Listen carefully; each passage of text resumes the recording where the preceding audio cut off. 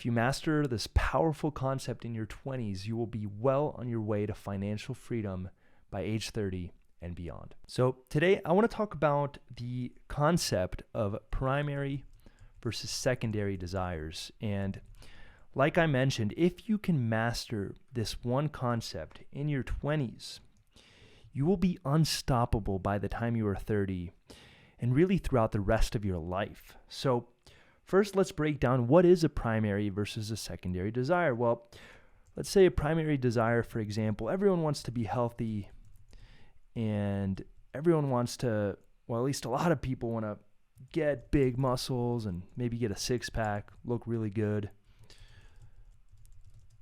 But a secondary desire would be eating donuts. Everyone likes donuts, or at least a lot of us like donuts. A lot of us like pizza. A lot of us like to go out and party and drink. So the big thing to understand here is that you're always going to have two separate conflicting desires. So your primary desire might be to be healthy and go to the gym and get big muscles and get a six-pack and be in the best shape of your life. But you have the secondary desire that controls you and prevents you from achieving the first one, which in this case would be going out, drinking, eating pizza, eating donuts, eating whatever you want, not caring about your diet, not learning about fitness and nutrition and health. Let me give you guys a few more examples. Primary desire would be making millions and being an entrepreneur. So maybe that's what you really want deep down. But then the challenge, most people would rather actually, in the moment, watch Netflix or consume anything entertaining and scroll on TikTok all day instead of reading a book and learning about business. They would rather go out on weekends and party instead of staying in and using that extra time as a competitive advantage to build a business and make progress. So the takeaway here is that you always have the thing that you really want, or at least the thing that you tell yourself you really want, and then you always have a secondary conflicting desire that's going to fight you on your way to accomplishing that more deeper, more intimate, more meaningful desire that you have. So let me give you another example. Maybe your primary desire is to go up to a girl that you find attractive and to say hi, but the secondary desire is to avoid shame and to avoid putting yourself out there and potentially getting rejected. You have two things that you want. You want to not get rejected. You want to not be ashamed. You want to not be told no. And you also want to go up to them and have the courage to say hi and start a conversation. So you always have two things that your body and your mind and your spirit want, even though it might not be what you really want. The sooner that you can master this, the easier it is for you to start achieving the thing or getting the thing that you really want in life. And this applies to making money, your relationships, your health, your relationships. I think I said that, but everything. It applies to everything. So the thing to keep in mind is, number one, understanding. So number one is understanding and being aware of the primary versus secondary desire. A lot of people are asleep and they don't even realize that they're scrolling on TikTok all day when they could be using that extra time to read a book or go through a course that teaches them something that will help them get closer to their primary desire. So the first step is understanding and being aware. That's the first step. The second step is to practice leaning in to the primary desire. There's a few ways to do this. Easiest way by far, is to create an accountability system.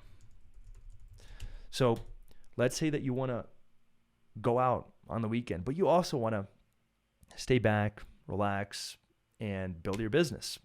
Instead of being out all crazy, which is going to mess up your sleep, it's going to make you groggy the next day, so you're really losing out on 2 potential days of work. Instead, you're going to sit back, relax, and work on your business and focus. You want to do both things. How do you hold yourself accountable to staying in? Well, one of the easiest ways to do that is to create some sort of accountability system. My favorite one is one that involves money, finances. So you can send your friend $100 and tell them, if I go out tonight, you keep the money. However, if I stay in and focus on my business, you send it back to me. And obviously it needs to be someone that you trust. You could do it with your parents. You could do it with anyone that you trust. But the idea is that now you've created a consequence if you lean into the secondary desire instead of focusing on the primary desire. You've created some sort of accountability system that says, hey, if you do this, there's going to be a negative consequence that you don't like. And the idea is you want to make it painful enough that it'll force you into just doing the thing that you ultimately want. So if $100 doesn't really matter to you, then up the ante, make it 200, 300, 400. The next thing that can really help you lean into primary desires instead of leaning into secondary desires is to change your environment. So let me give you guys an example. Let's say that you're in a house living with all of these bodybuilders and you are overweight. It's going to be a lot easier for you to get in shape and lose weight and go to the gym versus if you were in a house where everyone is overweight. Because what you're going to do is now have public accountability.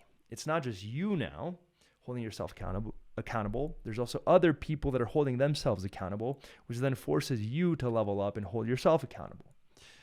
So if right now you are in an environment that is fueling all of your secondary desires with partying, with going out, with eating junk food, with not leaning into your fears and doing it anyways, whatever the case might be, it's going to be a lot harder for you to get what you want.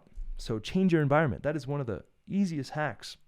If all of your friends always tap into secondary desires and never tap into primary desires, then change your friend group. All right, number 3 is to put your primary desires out there. I'll explain what this means, but to make them public. So if you guys have seen or heard of 75 Hard, it's a challenge by this guy named Andrew Frisella. And what's really interesting about the challenge is that one of the reasons why it works so well is that you have to take a picture of your progress and post online that you are doing this. And what happens is, let's say that you're in day 30 out of 75 and you've been posting every single day. I'm going to do this. I'm going to do this. I'm going to do this. Guess what happens if you stop posting? Now you're going to feel like you're letting everyone down. And that creates more accountability than you just letting yourself down, because there's all these people that are watching you and you don't want to be ashamed. You don't want to go out there and say, you know what, I failed. You want to go out there and say, hey, I succeeded.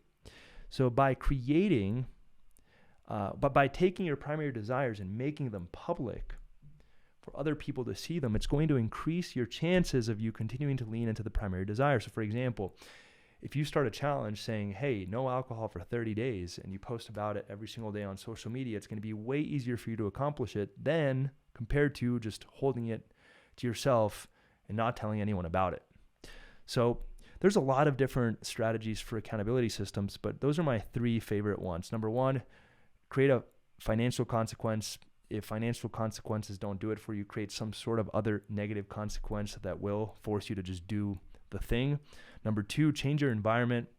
You are a byproduct of who you hang out with and where you hang out. So change your environment. And then number 3, make your primary desires public and create public accountability. So with that in mind, if you can master this concept right here, for example, I'm going to give you guys some other examples and we'll wrap up. Trading any time you spend on social media for time learning. Trading any time you spend on going out or drinking with time building your business. Trading any time you spend sleeping unnecessary amounts of time, like maybe you're sleeping 10 hours, 11 hours, whatever the case might be.